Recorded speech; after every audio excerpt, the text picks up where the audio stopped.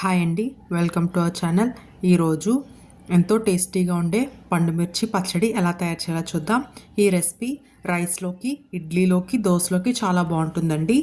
ఈ రెసిపీకి కావాల్సిన పదార్థాలు ఏంటో, తయారు చేసే విధానం ఏంటో చూసేద్దాం. కావాల్సిన పదార్థాలు: ఒక 10 పండుమిరపకాయలు, రుచికి సరిపడ ఉప్పు, చిన్న నిమ్మకాయ సైజు అంత చింతపండు, 5-6 వెల్లుల్లి రేఖలు, 2 రెమ్మల కరివేపాకు,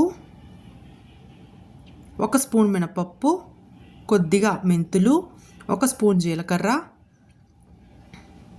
ఆయిల్ 4 టేబుల్ స్పూన్లు,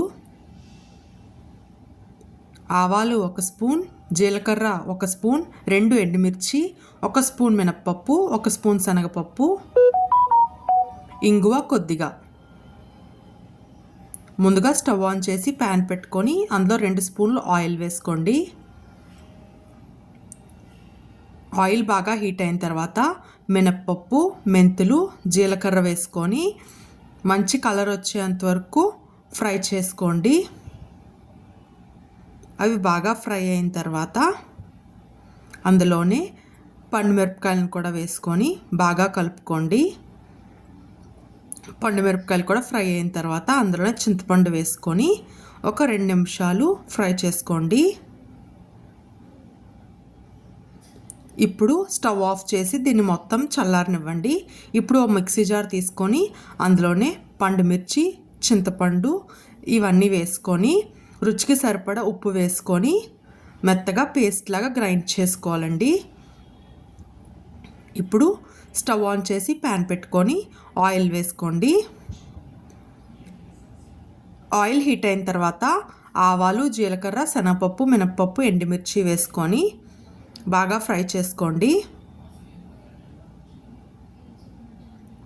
పోపు బాగా ఫ్రై అయిన తర్వాత అందులోనే వెల్లుల్లి రేఖలు కూడా వేసుకోండి. అలాగే కరివేపాకు,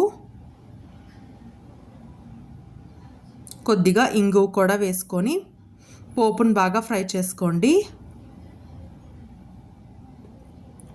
పోపు అంతా బాగా ఫ్రై అయిన తర్వాత ముందుగా మిక్సీ చేసి పెట్టుకున్న పండుమిర్చి పేస్ట్ వేసుకొని ఒక 5 నిమిషాలు బాగా ఫ్రై చేసుకోవాలండి. మొత్తం ఆయిల్లో పచ్చడి అంతా కలిసిన తర్వాత స్టవ్ ఆఫ్ చేసి ఒక సర్వింగ్ బౌల్లో తీసుకొని వేడివేడి అన్నంతో లేదా ఇడ్లీ దోశలతో కూడా చాలా టేస్టీగా ఉంటుందండి. ఈ రెసిపీ మీకు నచ్చినట్లయితే ట్రై చేసి ఎలా ఉందో కమెంట్ చేయడం మాత్రం మర్చిపోద్దండి.